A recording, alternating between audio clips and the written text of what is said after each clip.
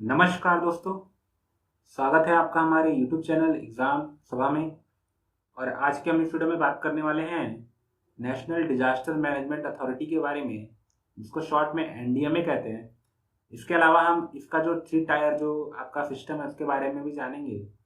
तो मैं आपको बताना चाहता हूँ कि ये हमारा चैनल एग्ज़ाम सभा, जहाँ पर आपको हर तरह के गवर्नमेंट एग्ज़ाम से रिलेटेड वीडियोस मिल जाएंगे।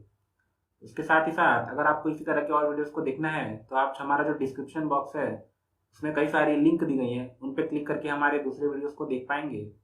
इसके अलावा अगर आप चैनल को विजिट करेंगे तो आपको कई सारी प्लेलिस्ट पहले से अवेलेबल दिखेंगी, जिसमें वीडियोस ऐड होती रहती हैं टाइम टू टाइम, तो वो आपको काफ़ी हेल्प करेंगी। तो यहाँ पे मेरे बारे में कुछ बेसिक इन्फॉर्मेशन दी गई है। चलिए स्टार्ट करते हैं आज का वीडियो। लेकिन इस वीडियो को स्टार्ट करने से पहले आपका ये जानना जरूरी है कि जो आपका नेशनल डिजास्टर मैनेजमेंट अथॉरिटी है, इसको शॉर्ट में NDMA बोलते हैं, इसको एक एक्ट के थ्रू बनाया गया था। इसको डिजास्टर मैनेजमेंट एक्ट 2005 बोलते हैं, और ये जो है पार्लियामेंट ऑफ इंडिया के द्वारा पास किया गया था। तो अगर आपको इसके बारे में नहीं पता है तो पहले आप उस वाले वीडियो को देखिए। उस वीडियो को देखने के बाद ही जो है आप इस वीडियो को देखिए, ताकि आपको जो है समझने में आसानी होगी। तो चलिए स्टार्ट करते हैं आज का वीडियो और देखते हैं कि ये नेशनल डिजास्टर मैनेजमेंट अथॉरिटी क्या है। तो पहले एक ब्रीफ इंट्रोडक्शन ले लेते हैं। तो जो आपका the national disaster management authority है, the NDMA is the apex statutory body for disaster management in India. अगर आप डिजास्टर मैनेजमेंट को देखेंगे इंडिया लेवल पे, तो आपको जो सबसे ऊपर जो बॉडी देखने को मिलेगी, जिसको एपेक्स बॉडी बोलते हैं, वो आपका जो है NDMA यानी कि नेशनल डिजास्टर मैनेजमेंट अथॉरिटी। और ये जो है आपकी एक स्टैट्यूटरी बॉडी है, यानी कि इसको एक पार्लियामेंट के एक्ट के थ्रू बनाया गया है। तो उस एक्ट का नाम क्या है ये हम जानेंगे। The NDMA was formally constituted on 27 September 2006। तो जो आपका NDMA है उसको 27 सितंबर 2006 को बनाया गया था, in accordance with the disaster management act 2005।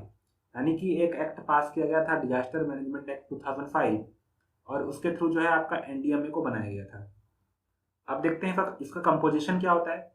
तो the NDMA comprises of prime minister as its chairperson.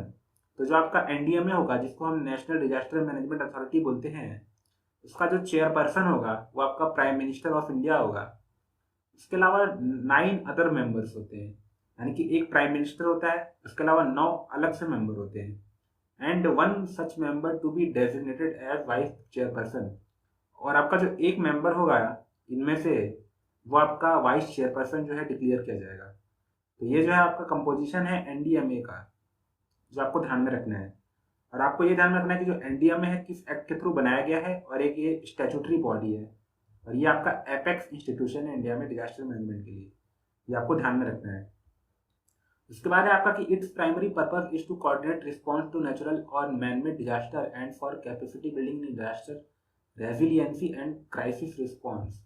तो ये जो आपका NDMA है, इसका मेन पर्पस है मैन मेड या नेचुरल डिजास्टर आते हैं तो उसमें कैपेसिटी बिल्डिंग का काम करना। उसके अलावा जो डिजास्टर के लिए जो रेजिलियंट इंफ्रास्ट्रक्चर है उसको प्रोवाइड करना, और जो क्राइसिस आती है आपके डिजास्टर की वजह से, उसके लिए भी जो है अच्छे तरीके से रिस्पॉन्ड करना। It is also the apex body to lay down policies plans and guidelines for disaster management to ensure timely and effective response to disaster. तो ये आपकी ये सेंट्रल लेवल की बॉडी है, इसलिए जो पॉलिसीज हैं, प्लान हैं, या फिर जो गाइडलाइन है, उनको बनाती है जो डिजास्टर मैनेजमेंट के लिए आवश्यक है। और ये भी ध्यान देती हैं कि जो टाइमली एंड इफेक्टिव रिस्पॉन्स होना चाहिए उनका, यानी कि उसको सही समय पे और अच्छे तरीके से जो है उसको अप्लाई किया जाए, ये मतलब इसका जो है काम है। तो ये आपकी जो है एक सेंट्रल बॉडी है, और ये पूरे इंडिया में आपको एक ही देखने को मिलेगी। तो अभी तक हमने बात किया कि NDMA क्या है। अब हम जानेंगे कि नेशनल एग्जीक्यूटिव कमेटी क्या है, जिसको शॉर्ट में NEC बोलते हैं। A National Executive Committee is constituted under Section 8 of the DM Act 2005 to assist the national authority in the performance of its function। तो जो आपका NDMA है वो इंडिपेंडेंट नहीं है, उसको एडवाइस करने के लिए एक अलग से कमेटी बनाई गई है, जिसको हम नेशनल एग्जीक्यूटिव कमेटी बोलते हैं। और इसको जो है आपका जो DM एक्ट है, डिजास्टर मैनेजमेंट एक्ट 2005, उसका जो सेक्शन 8 है उसका यूज करके बनाया गया था। और ये जो है नेशनल अथॉरिटी को जो है उसके फंक्शन में जो है असिस्ट करती है, यानी कि हेल्प करती है, तो आपको ध्यान में रखना है। और इसका चेयरमैन कौन होता है तो ये जानते हैं, तो यूनियन होम सेक्रेटरी जो होता है वो इसका एक्स ऑफिशियो चेयरपर्सन होता है। होम सेक्रेटरी मतलब ये एक जो है आईएएस लेवल का अधिकारी होगा, और ये जो है आपका एक्स ऑफिशियो चेयरपर्सन होता है आपका एनईसी का।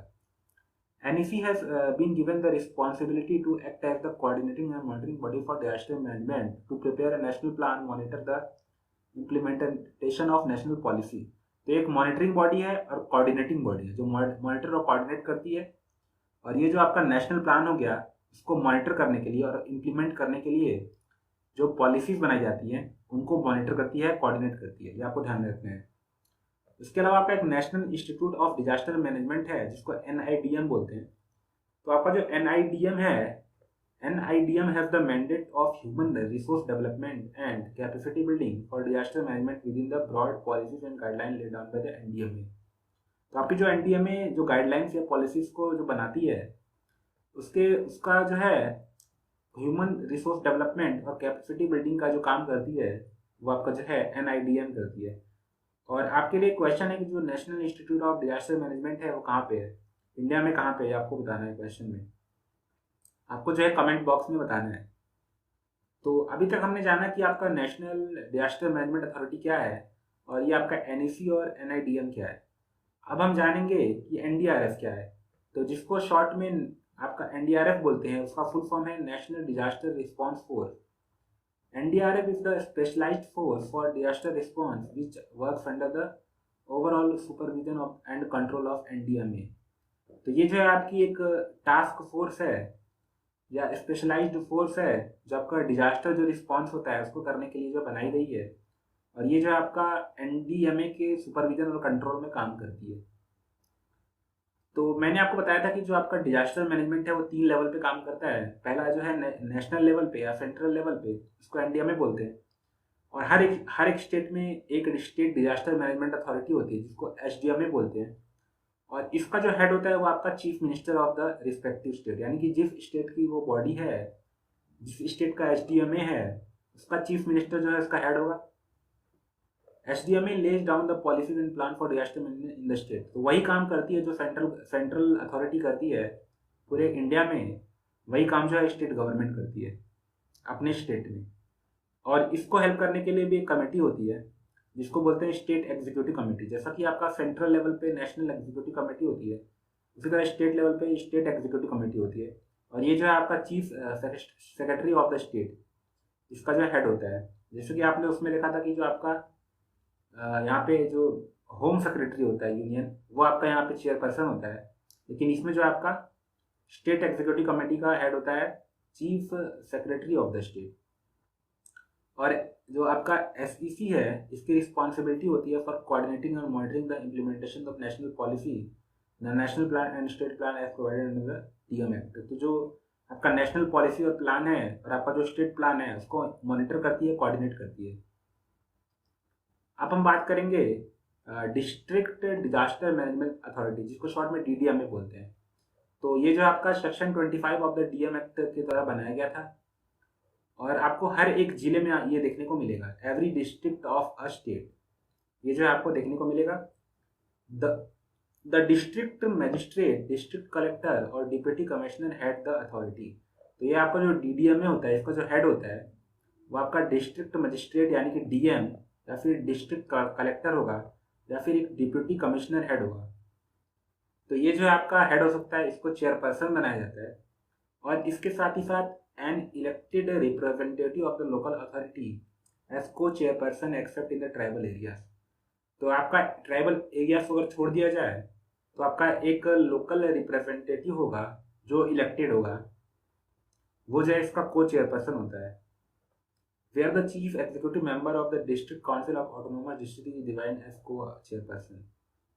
तो आपका अगर ट्राइबल एरिया है तो वहाँ पे एक CEM होता है, चीफ एग्जीक्यूटिव मेंबर, जो डिस्ट्रिक्ट काउंसिल है उसका ऑफ ऑटोनोमस डिस्ट्रिक्ट, यानी कि जो district council of autonomous district है उसका जो CEM होगा वो आपका को चेयरपर्सन होता है। तो ये आपको उतना इम्पोर्टेंट नहीं है, लेकिन आपको ध्यान रखना है कि चेयरपर्सन कौन होता है।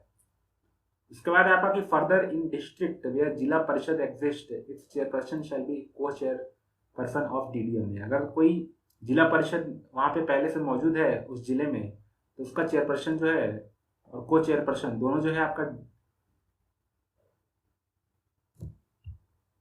सेम होगा। मतलब जो चेयरपर्सन होगा वो भी वही आपका को चेयरपर्सन भी होगा। उसके बाद आपका the district authority is responsible for planning, coordination and implementation of disaster management and to take such measure for disaster management as provided in the guideline. तो आपका जो डीडीएमए है वो बिल्कुल ग्रास रूट लेवल पे जो है आपका इम्प्लीमेंट करता है, जो भी नेशनल प्लान हो गया या फिर जो आपका स्टेट प्लान हो गया उनको। तो आज के वीडियो में हमने जाना कि जो आपका डिजास्टर मैनेजमेंट का जो 3 टायर है सिस्टम है, जिसमें आपका एनडीएमए, एचडीएमए और डीडीएमए काम करते हैं, उनके बारे में हमने डिटेल में जाना। तो अगर आपने इसका पहला पार्ट नहीं देखा है तो जाके देख लीजिए, जो आपका डिजास्टर मैनेजमेंट एक्ट 2005 के नाम से है। और अगर आपको ये वीडियोज पसंद आ रहा है तो लाइक कीजिए, शेयर कीजिए और हमारे चैनल एग्जाम सबक को जो है सब्सक्राइब कर लीजिए। धन्यवाद।